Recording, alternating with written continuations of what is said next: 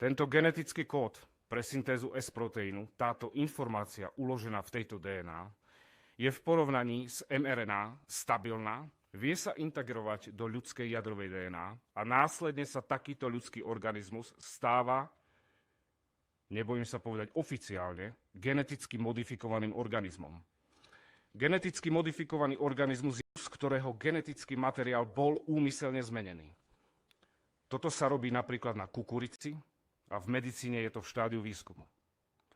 Nejde teda o žiadnu kontamináciu vár, ale o účelové obrovské množstvo genetického materiálu, ktorý dokáže prechodne, tranzientne transfekovať ľudskú jadrovú DNA a táto transfekcia sa môže stať stabilnou a trvalou.